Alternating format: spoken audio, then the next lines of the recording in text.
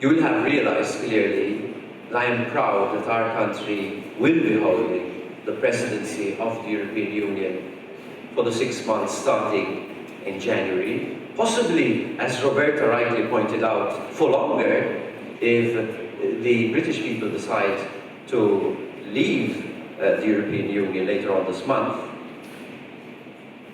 But I do hope that it will be successful if we retain our credibility and reliability as a partner within the European Union.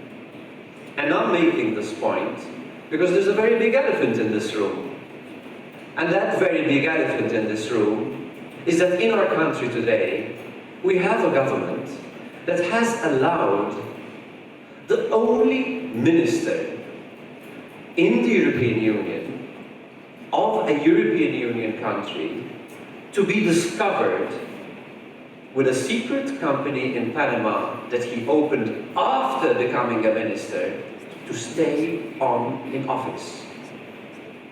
This is completely unacceptable, which explains why earlier this week, just 2 days ago, I led the opposition straight out of the Chamber of Parliament because we could not take a discussion which this same minister wanted to lead in our Parliament.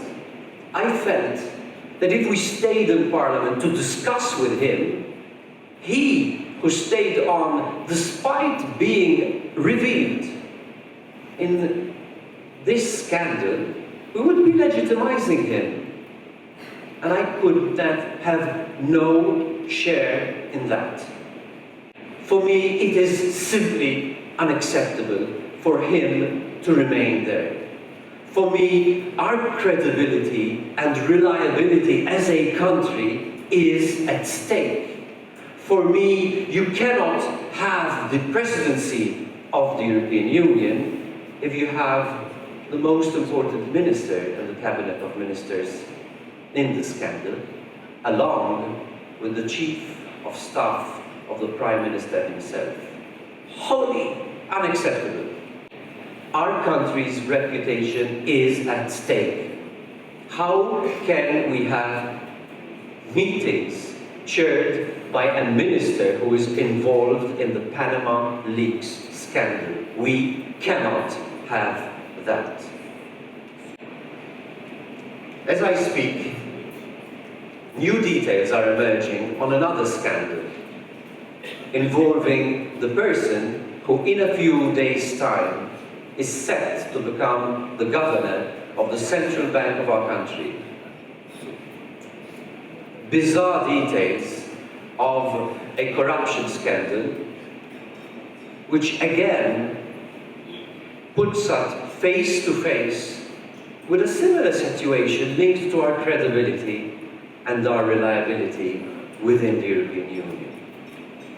How can the government possibly proceed with his nomination in just a few days' time if there's a dark cloud with huge allegations of corruption surrounding him? Becoming governor of the central bank of our country also means becoming a member of the European system of central banks. And it is not possible, it is simply inconceivable for our government to do this to our country. Now, of course, I can shut up and let it happen. Which damage would be greater? If I shut up and let this happen to our country in a few days' time, or if I speak now and appeal to the Prime Minister not to do it when we are still in time to get it right. I appeal to our government to remedy the situation before it is too late.